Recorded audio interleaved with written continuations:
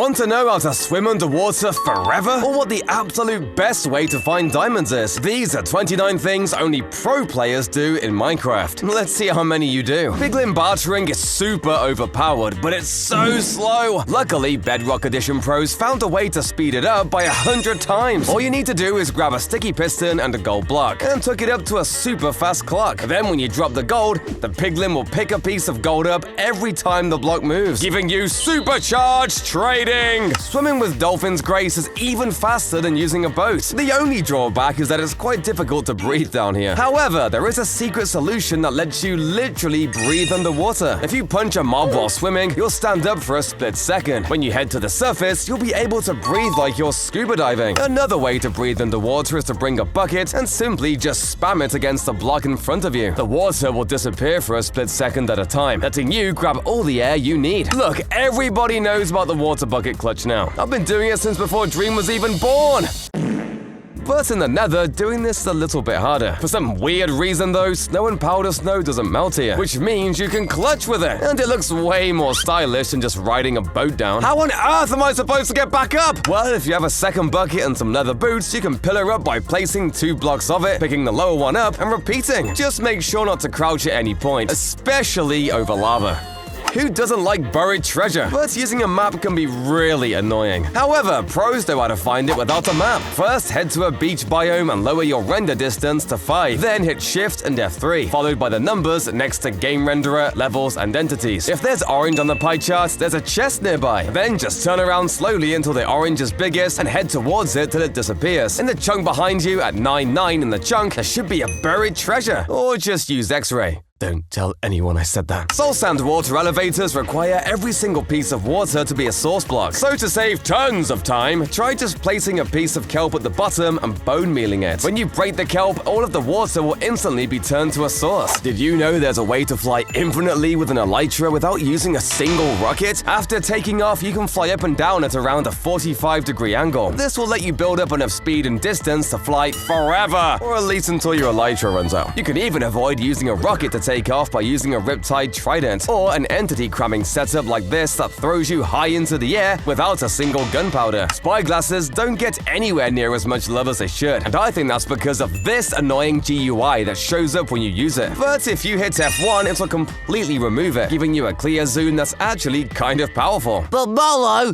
real pros just use Optifine. Shut up, nerd! Fortune is probably the most valuable enchantment in the entire game. It duplicates diamonds, for God's sake! But did you know there's another use for it that makes it even more overpowered? If you enchant a hoe or any other tool with Fortune 3, you'll get way more crops when you harvest your farms. Instead of an average of about 4 carrots per crop, you'll get about 5.5 with Fortune, as well as tons more seeds from wheat. Coal can smelt 8 items each, but a coal block made out of just 9 coal can smelt 80. That's... I didn't even know yet. 1 free coal per block! That means if you've got an auto smelter set up, it's almost always worth it to use coal blocks instead, as long as you make sure that what you're smelting is divisible by 80 so you don't waste any blocks. But there's actually an even more efficient way to use coal, and that's by simply just crafting a campfire. With just 1 coal, you can cook infinite food by right-clicking it on the campfire. Each one takes 30 seconds to cook, but given you can do 4 at once, it's actually faster than a furnace too. In PvP games like Sky Wars and Bed Wars, a simple act of bridging is incredibly important, so pros have developed tons of ways to bridge as fast as possible. There's speed bridging that requires timing your crouches perfectly, breezily bridging where you spam A and D and click around 15 times a second, God bridging where you literally just walk backwards and time your clicks perfectly, and the most insane of all, tele bridging. There's really nothing else to say about this other than you should probably go outside if you can do it. There's also this one, but like,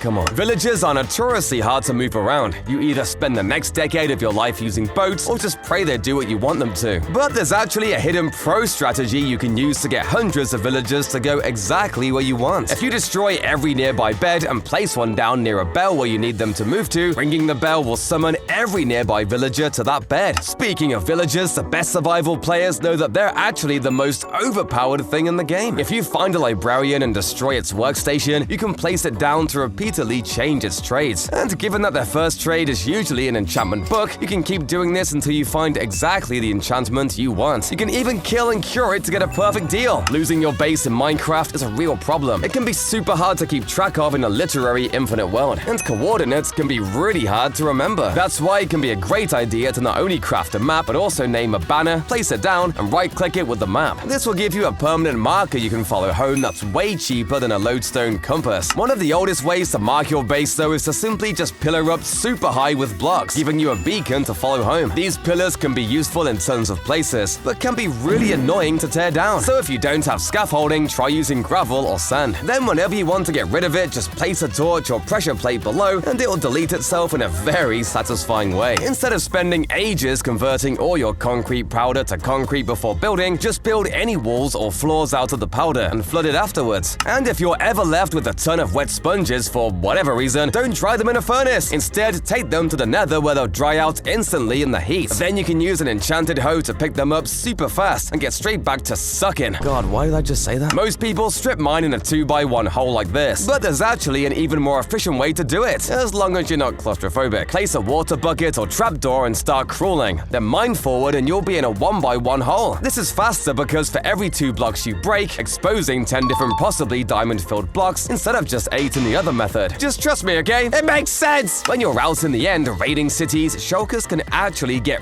really annoying, especially as you get further up the buildings. So before heading into one, grab some chorus fruit. If you get hit by a bunch of pellets and end up floating high above the ground, eat some chorus right before you fall, and it'll teleport you back down without dealing damage. You have to do it with levitation active though. I learned that the hard way. This does, however, also work with elytras, allowing you to get back to the ground super quickly and painlessly. Ender pearls are awesome for moving around and are even better in the nether. Here's a few tips to make you a pro at using them. If a pearl flies out of render distance, it won't teleport you until you load it again. This means you can throw a pearl wherever you want, lower your render distance, and travel wherever you want. Then when you want to leave, raise it again, and you'll be teleported to wherever you threw the pearl. Pearls can also be used to easily traverse the harsh terrain of the nether, but it can sometimes be super risky if you're pearling over lava or a long fall. However, if you're pearling against a wall, position yourself like this on the edge of a block, and click as fast as you can while the pearl is flying. When the pearl hits, you'll instantly place a block below you, saving you from certain death and making you feel really cool. If I was to ask you what the most OP weapon in 1.8 PvP was, I bet the last thing you'd say is fishing rod. But you'd be right. Back then, the bobber actually dealt knockback just like a bow would, and you could activate it instantly. This meant you could use it to stop them sprinting and throw them into the air a little, letting you start combos super easily. There was also a glitch that literally let you do double damage using a fishing rod. If you hit them with someone with a rod and then immediately with a sword, they'll take way more damage from the sword hit. If your tools are running low on durability, you can combine 2 of the same type together to get a new tool with extra durability. It's only around 10%, but this can be the difference between killing a zombie or being stranded in hand-to-hand combat. Cauldrons might seem like one of the most useless items in the game, but surprisingly, they do actually have a use. For people who are too busy to make a huge cow farm for leather, but still want a change of clothes every so often, you can clean the dye off leather armor by washing it in a cauldron. Then you can re-dye it after. And if you want to change that subscribe button into a subscribed button, then subscribe down below. That's it. Bye!